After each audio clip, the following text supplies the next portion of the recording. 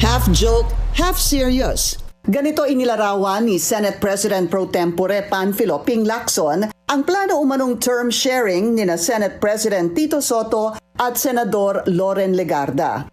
Sa On Point ng Bilyonaryo News Channel, ikinwento ni Lacson kung paano inoffer ni Soto ang liderato sa senadora.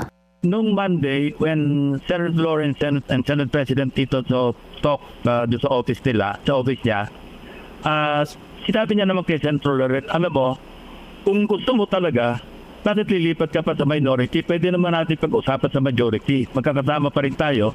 I'm open to that, sabi niya. Anyway, you can have that before your term ends or whatever. Una nang lumutang na may niluluto na namang coup sa Senado at si Legarda ang dapat itatalaga bilang SP. Tinawagan daw ni Lacson si Legarda noong linggo nang malaman niya ang issue mula sa isa sa mga kasamahan nila sa majority bloc. I was trying to call her. And then at around 8 o'clock, she called. Sabi niya, I came from the church, I heard mass. So sabi ko, ano ba talaga nangyayari? Sabi niya, it was being offered to me. By, he didn't want to name names, so I did not pursue. Pinayuhan daw ni Lacson si Legarda na kausapin si Soto. Sabi niya, don't worry, but you know, I don't want to talk on the phone and nahihirapan ako. That was the exact words that she uttered.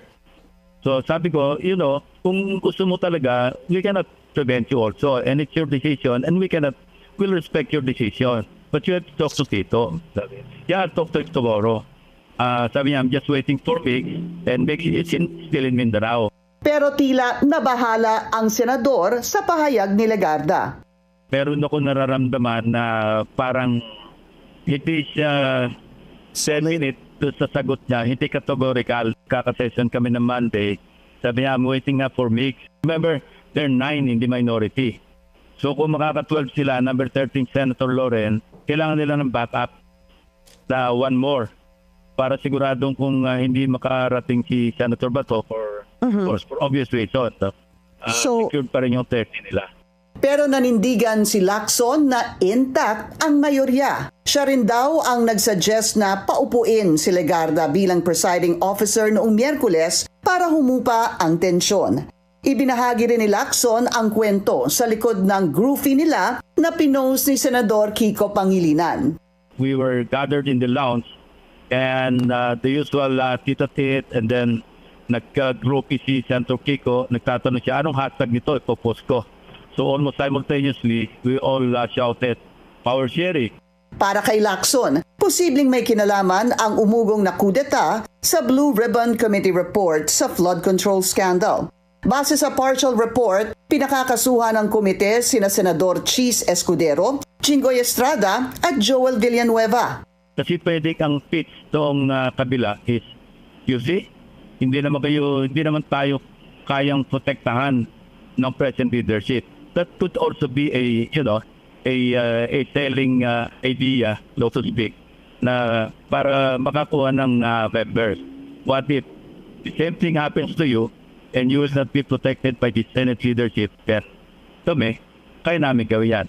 Hinala rin ni Lacson may kinalaman din ang personal relationships sa pag-withdraw ng signatures ni na Senador Mig Zubiri, J.V. Ejercito at Sherwin Gatchalian.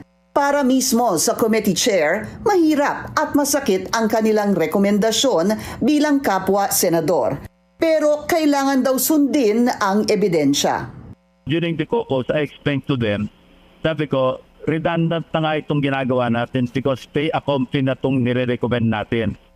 While the committee is recommending that they be, Charged. Investigated further by the DOJ and or the Ombudsman, as the case may be, nandiyan na rin talaga yun. That's the practical reality.